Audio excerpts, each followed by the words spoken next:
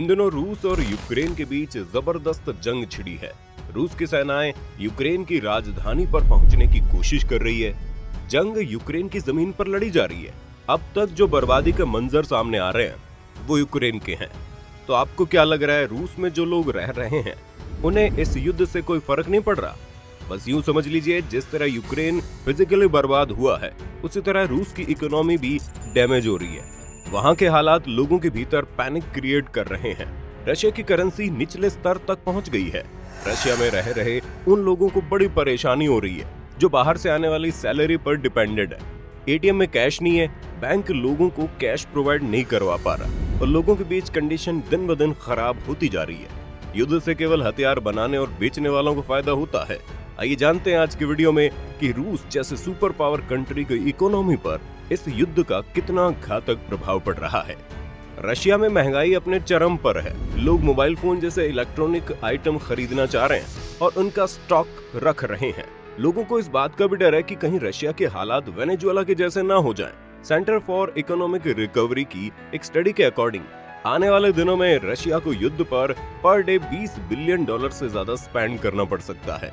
हालांकि रशिया का पहले 4 दिन के युद्ध में $7 मिलियन यानी कि लगभग 50,000 करोड़ रुपए खर्च हुआ। रशियन टैक्स पेयर का पैसा वहां की सरकार युद्ध के इन हालात पर डायरेक्ट खर्चा कर रही है, लेकिन इनडायरेक्टली रशियन इकोनॉमी को जो नुकसान हो रहा है उसे भी समझना जरूरी है। दुनिया भर के लगभग 33 देशों ने रशिया पर बैन लगाया है। इनमें यूरोपीय देशों के अलावा अमेरिका, कनाडा जैसे देश भी शामिल है। इन देशों ने रशियन एयरलाइंस के लिए अपने एयरबेस क्लोज कर दिए हैं, यानी कि रशिया के विमान इन देशों के आसमान में नहीं उड़ सकते। अब जो 1.5 लाख टूरिस्ट रशिया के बाहर घूमने के लिए गए हैं उनका अपने देश वापस आना मुश्किल हो गया। रशियन एयरलाइंस के लिए सरवाइव करना मुश्किल हो जाएगा, क्योंकि दुनिया की 2 सबसे बड़ी एयरलाइंस कंपनियां हैं, एयरबस और बोइंग। इन्होंने कहा कि वो रशिया में अपने स्पेयर पार्ट्स भेजना बंद कर देंगे। दुनिया की सबसे बड़ी शूज और क्लॉथिंग कंपनी H&M और प्यूमा है, जिन्होंने रशिया में अपने सारे ऑपरेशंस बंद कर दिए हैं। नेटफ्लिक्स का कहना है कि अब नए रशियन यूजर्स के लिए उनके प्लेटफॉर्म पर एंटर करना पॉसिबल नहीं होगा। वो लोग जो एक देश से दूसरे देश की यात्रा करते रहते हैं वो अक्सर Airbnb की सर्विसेज लेना पसंद करते हैं। दुनिया में होटल इंडस्ट्री के फील्ड में काम करने वाली Airbnb ने रशिया में अपने सारे ऑपरेशंस बंद कर दिए हैं। डिजिटलाइजेशन के इस टाइम पीरियड में डेबिट और क्रेडिट कार्ड की इंपॉर्टेंस क्या है, ये तो आप और हम अच्छे से जानते हैं। इस फील्ड में वीजा और मास्टर कार्ड की इंपॉर्टेंस क्या है, ये भी किसी से छिपी नहीं है। लेकिन इन दोनों कंपनियों ने अब रशिया से अपना बिजनेस समेट लिया है। उन्होंने कहा कि ये रशियन बैंक्स को ब्लॉक कर देंगे। रशिया में 74% ट्रांजैक्शन इन्हीं 2 कंपनियों के जारी किए गए कार्ड के जरिए होती थी, जो अब नहीं हो पाएगी। इंटरनेशनल पेमेंट ट्रांसफर की फील्ड में रेमिटली और वॉइस ने भी फिलहाल अपने बिजनेस को रशिया में सस्पेंड कर दिया। एप्पल पे, गूगल पे, सैमसंग पे, इन तमाम कंपनियों ने भी उन सभी रशियन बैंक के लिए काम करना बंद कर दिया है जिन बैंकों पर सैंक्शन लगाए गए हैं। लोगों के लिए दिल्ली के रेगुलर पेमेंट करना भी मुश्किल हो गया। यही वजह है कि लोग कैश निकालने के लिए एटीएम के बाहर क्राउड में खड़े हैं। रशिया में बैंक रन की सिचुएशन पैदा हो रही है। इमेजिन कीजिए, अगर किसी बैंक के सारे ग्राहक एक साथ अपना पैसा निकालने के लिए आ जाए तो बैंक की क्या हालत होगी। हम जो पैसा बैंक में जमा करते हैं, बैंक उसे मार्केट में सर्कुलेट करती है और उससे इंटरेस्ट गेन करती है। इसी इंटरेस्ट से वो अपने खर्चे भी चलाती है और ग्राहक को भी बेनिफिट देती है, क्योंकि बैंकों को ही मालूम होता है कि सारे ग्राहक कभी भी एक साथ से पैसा नहीं निकालेंगे। लेकिन रशिया में सिचुएशन ऐसी ही है, वहां पर हर कोई अपना अपना पैसा बैंक से निकालना चाहता है। तो अब वहां बैंकों की हालत क्या होगी, ये आप समझ सकते हैं। इस युद्ध की शुरुआत में रशियन स्टॉक मार्केट क्रैश न कर जाए, इसलिए वहां की सरकार ने इस मार्केट को बंद कर दिया था। शुरुआत में से केवल 1 हफ्ते के लिए बंद किया गया, लेकिन अभी तक चालू नहीं हुआ है। दक्षिण कोरिया की एक बड़ी कंपनी सैमसंग के साथ माइक्रोसॉफ्ट और एप्पल ने भी कहा है कि वो अपने प्रोडक्ट रशिया में नहीं बेचेंगे। हॉस्पिटैलिटी की फील्ड हो या फिर टेक्निकल, इनके अलावा किसी दूसरी फील्ड की बात करें तो ये तमाम वो कंपनियां हैं जिनका दबदबा पूरी दुनिया की मार्केट पर है, और इन तमाम कंपनियों ने अचानक रशिया से अपने बिजनेस को समेट लिया है। बड़ी बड़ी ऑयल कंपनियां जैसे BP, एक्सॉन ने भी अपना काम समेट लिया है। BP का कहना है कि वो अपने 90% स्टेक को रशियन मार्केट से डंप कर देगा। विश्व की टॉप ब्रांड कंपनियां जो ऑलरेडी रशिया में बिजनेस कर रही थी, उन्होंने वहां से अपने बिजनेस को वाइंड अप कर लिया, और जो नई कंपनियां रशिया से इन्वेस्टमेंट की प्लानिंग कर चुकी थी उन्होंने भी अपने आइडियाज को फिलहाल ड्रॉप कर दिया। इतना ही नहीं, सोकर वर्ल्ड की 2 बड़े नाम फीफा और UEFA ने अपने हर इवेंट से रशियन फुटबॉल टीम को सस्पेंड कर दिया है। यानी फीफा वर्ल्ड कप हो या फिर कोई भी आयोजन, आपको यहाँ से रशियन टीम का पार्टिसिपेशन देखने को नहीं मिलेगा। फॉर्मूला 1 रेसिंग में भी रशिया को बाहर कर दिया गया है।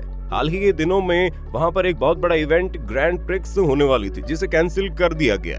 दुनिया की सबसे बड़ी कार कंपनियों जैसे BMW, Toyota, Mercedes, Jaguar, Honda, Volkswagen ने कहा है ये न केवल रशिया में गाड़ियां भेजना बंद कर देंगे, बल्कि करंट में वहां जितने भी ऑपरेशन चल रहे हैं वो सभी शट डाउन कर देंगे। स्वीडन की एक बड़ी फर्नीचर कंपनी है इकिया, इसने रशिया में वर्क कर रहे अपने तमाम स्टोर बंद कर दिए हैं। रशिया के ऊपर इंटरनेशनल कंपनियों की इस बिजनेस स्ट्राइक के बाद दुनिया के देशों ने भी अलग अलग तरीके से रशिया पर सैंक्शन लगाए, जिसके कारण रशिया पर कोई पेनल्टी या कॉस्ट लगाई जा सकती है या फिर कोई अन्य तरीका भी हो सकता है। ऐसे सैंक्शन का ज्यादातर टारगेट होता है किसी देश की इकोनॉमी। ऐसा तब किया जाता है जब कोई देश किसी इंटरनेशनल रूल्स को वायलेट करता है। इन दिनों रशिया के सभी बैंक्स को स्विफ्ट सिस्टम से ब्लॉक कर दिया गया है। SWIFT यानी society for world wide inter bank financial telecommunication, इस सिस्टम से दुनिया के 200 देश जुड़े हुए हैं, जो 11,000 अलग अलग इंस्टीट्यूशंस के द्वारा ऑपरेट किए जाते हैं, और ये एक वर्ल्ड वाइड पेमेंट सिस्टम है। हमारा देश भी इस सिस्टम से जुड़ा हुआ है। USA, जापान, चाइना, दुनिया के लगभग तमाम देश इस सिस्टम से जुड़े हैं। हर देश का सेंट्रल बैंक स्विफ्ट सिस्टम से जुड़ा हुआ होता है। इस सिस्टम में मनी का मूवमेंट नहीं होता, बल्कि मनी को कब, कहां, कैसे मूव करना है, इसकी इंफॉर्मेशन सर्कुलेट होती है। इसे आप SB मैसेंजर या SMS सिस्टम की तरह समझ सकते हैं। इस सिस्टम में हर देश का अपना एक स्विफ्ट कोड होता है, जो कि 11 अंकों का होता है। इसमें पहले 4 अंक बैंक का नाम शो करते हैं, अगले 2 अंक कंट्री कोड को शो करते हैं, अगले 2 अंक लोकेशन को शो करते हैं और आखिर के 3 अंक ब्रांच का कोड होते हैं। नॉर्मल अगर हम एक बैंक से दूसरे बैंक में पैसा ट्रांसफर करते हैं तो अपने बैंक अकाउंट के अलावा IFSC कोड यूज करते हैं। इसी तरीके से अगर मान लीजिए हिंदुस्तान से कोई बंदा अपने किसी दूसरे बंदे को अमेरिका में पैसा भेजना चाहता है, तो उसे अकाउंट नंबर के साथ साथ उस बैंक का स्विफ्ट कोड भी देना होगा, जहां स्विफ्ट कोड केवल ये इंस्ट्रक्शन देगा कि ये इतने पैसे इस अकाउंट में जाने। अब रशिया को इस स्विफ्ट सिस्टम से हटा देने का मतलब है कोई भी रशियन बंदा किसी दूसरे देश से इंटरनेशनल कोई भी ट्रांजैक्शन नहीं कर सकता, ना तो पैसा ले सकता है, न दे सकता है। इसके पहले ईरान के ऊपर भी स्विफ्ट ब्लॉक की कार्रवाई हुई थी। इसी वजह से ईरान ने अपनी 1/3 इंटरनेशनल ट्रांजैक्शन लूज कर दी थी। इसके अलावा एक और कार्रवाई की गई, रशिया के सेंट्रल बैंक की सारी करेंसी सीज कर दी गई। इंटरनेशनल ट्रेड में ट्रांजैक्शन करने के लिए हर कंट्री का सेंट्रल बैंक अपने पास कुछ रिजर्व इंटरनेशनल करेंसी रखता है। रशिया के सेंट्रल बैंक की यही करेंसी फ्रीज हो गई है। जानना चाहेंगे ये कुल करेंसी कितनी वैल्यू की है? $630 बिलियन की। पर्टिकुलर कंट्री के बैंक एसेट्स को सीज करने के साथ साथ रशियन राष्ट्रपति व्लादिमीर पुतिन के अलावा रशिया के जो मिलियनियर्स और बिलियनियर्स हैं, उनके personal property, yard, private plane जैसे एसेट्स भी सीज कर दिए गए हैं। रशिया के इगोर सचिन में एक सुपर लग्जरी यार्ड थी, लगभग $120 मिलियन की। फ्रांस की सरकार ने इसे सीज कर दिया। रिच रशियन सब अपने इन एसेट्स को किसी सिक्योर प्लेस पर शिफ्ट करने में लगे हैं। यूरोपीय देशों की भी मजबूरी है कि उनकी ज्यादातर ऑयल और गैस की डिपेंडेंसी रशिया के साथ है। इसके साथ जर्मनी ने अपनी रेडी हो चुके पाइपलाइन को सस्पेंड कर दिया है। इन दिनों रशियन रूबल की हालत बड़ी खराब है। एक अमेरिकी डॉलर की कीमत 150 रशियन रूबल के बराबर पहुंच गई है। दोस्तों, आपको क्या लगता है, ये युद्ध समाप्त भी हो गया तो रशिया को अपनी पुरानी स्पिरिट को हासिल करने में कितना वक्त लगेगा? इसमें कोई शक नहीं कि बीते 2-3 सालों से पूरी दुनिया एक जबरदस्त उथल-पुथल देख रही है।